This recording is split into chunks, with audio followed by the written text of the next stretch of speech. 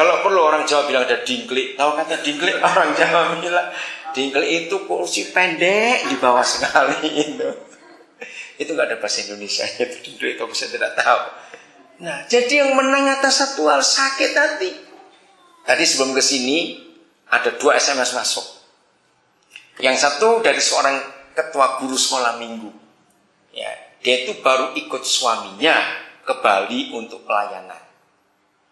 Nah, nggak tahu bagaimana pulang dari Bali, ada 2 guru sekolah minggu yang mengeluarkan kata-kata jahat. Kamu ketua guru sekolah minggu tanggung jawab, ditinggalkan kita aja jalan-jalan, apa kayak turis ke Bali. Dia SMS, terus saya balik.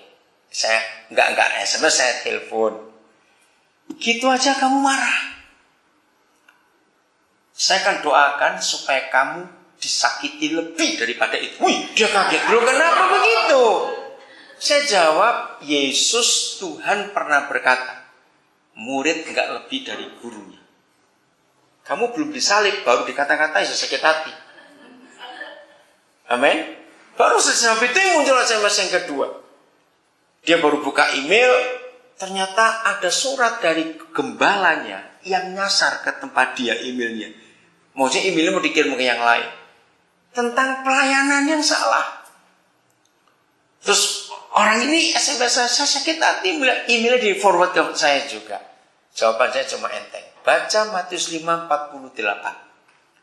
Dia nggak mau jawab baca, tanya lagi. Nggak akan saya jawab kalau kamu nggak baca Matius 5:48. Nah, kalau yang belum tahu silakan baca.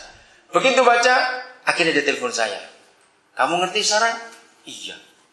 Iyanya apa saya tanya? Karena ada ukuran standar yang surga minta. Hendaklah kamu semua sempurna, sama seperti Bapamu yang di surga sempurna. Nah, kalau target itu yang belum kamu capai, baru gitu aja kamu sudah sakit hati, kapan kamu akan sempurna? Ngerti sekarang saudara? Barang siapa yang menang. Menang terhadap apa? Sakit hati nomor 1. Baru yang lain-lain. Oke, kita lanjut sekarang. Jadi apa yang menyebabkan Tuhan Yesus tidak datang-datang? Ada 3 ayat yang kita mau lihat. Nomor 1, Matius 24 ayat 14. Yuk, salah seorang silakan baca. Ya, ayo cepat. Siapa aja boleh. Firman Tuhan, dan Injil kerajaan ini akan diberitakan ke seluruh dunia sebagai kesaksian bagi semua bangsa, dan kemudian akan datang kesudahannya. Ya. Terjemahan yang baru katakan, dan barulah tiba kesudahan. Nah, perhatikan kalimat terakhirnya. Apa yang disebut kesudahannya? Itulah akhir zaman. Karena selesai semua. Betul? Nah, akhir zaman itu gak akan datang sebelum apa? Injil apa? Kerajaannya diapakan? Diberitakan kemana? Ke seluruh dunia. Bagi siapa? Kesaksian bagi siapa? Semua bangsa. Nah, pertanyaan, siapa yang suruh memberitakan Injil kerajaan itu? Jawab, malaikat atau kita? Oke. Kita gerejanya. Saudara, dengar. Sebelum ada Injil kerajaan, ada Injil yang lain yang diberitakan Yohanes Pembaptis. Injil apa itu? Pertobatan.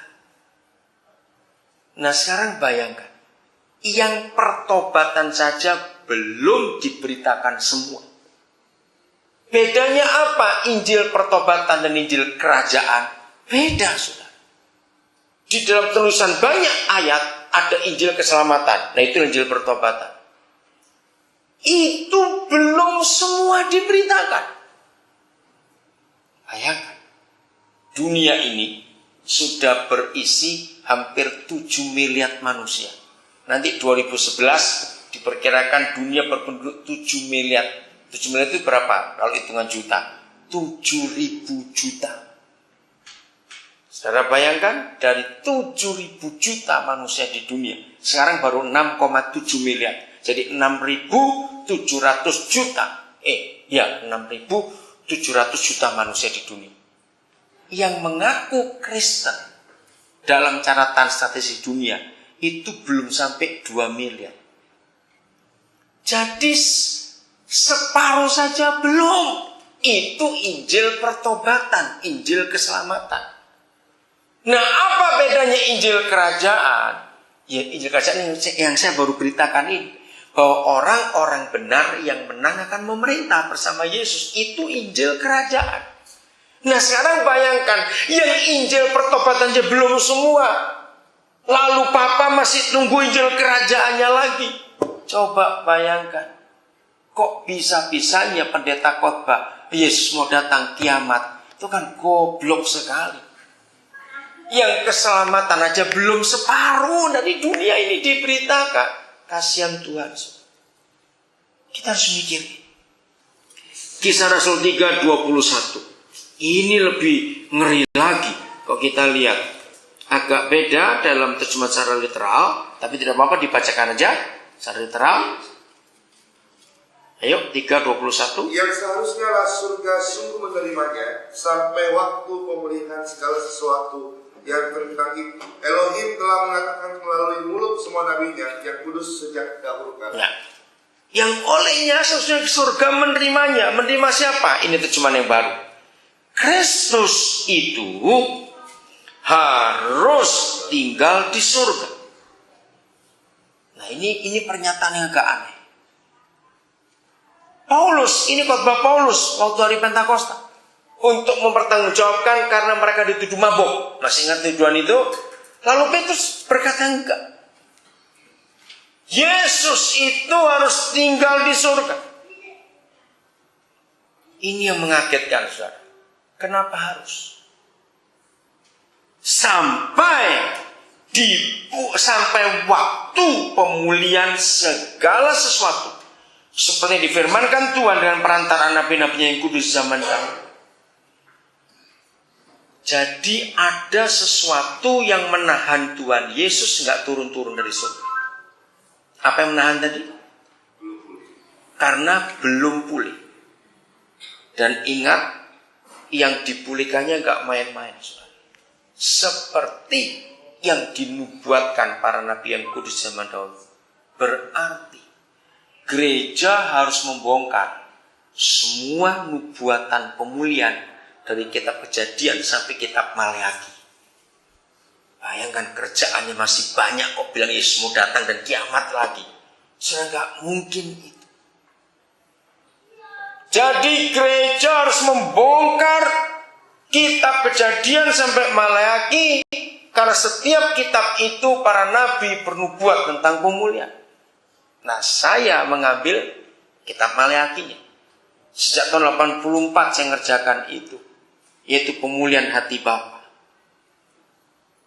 Ada gereja yang mengambil kitab Mika, Amos atau Mika, pemulihan penduduk Daud. Kitab apa itu? Mika atau Amos, saya lupa itu. Mereka memulihkan pujian penyembahan, silakan. Ada gereja mengerjakan kitab Esra, silakan. Dan kita harus tahu, harus kompak, saudara. 2 Petrus 3. Ini lebih jauh lagi kita melihat. Saya bilang 3 ayat ya. Tadi Matius, Kisah Rasul, sekarang 2 Petrus pasal 3. Saya baca dulu ayat yang ke-9. Nah, ini yang harusnya disampaikan dulu sebelum bicara akhir zaman. Yahweh tidak lalai menepati janjinya. Sekalipun ada orang yang menganggapnya sebagai kelalaian. Tetapi Bapa sabar terhadap kamu karena Ia menghendaki supaya jangan ada yang binasa, melainkan supaya semua orang berbalik dan bertobat. Jadi kalau ada orang khotbah tentang akhir zaman, Yesus mau datang kiamat, suruh berhenti orang itu. Suruh baca dulu ayat ini. Enggak mungkin Papa akan segera mengakhiri sebelum ada orang mendengar Injil. Enggak mungkin. Literalnya tolong bacakan. Ya. Ayat 9. Tuhan tidak menunda akan janjinya sebagaimana beberapa orang menganggap sebagai kelambanan. Sebaliknya dia bersabar terhadap kita karena tidak menghendaki seorang pun binasa, melainkan supaya semua orang memperoleh pertobatan. Katakan amin. Amin.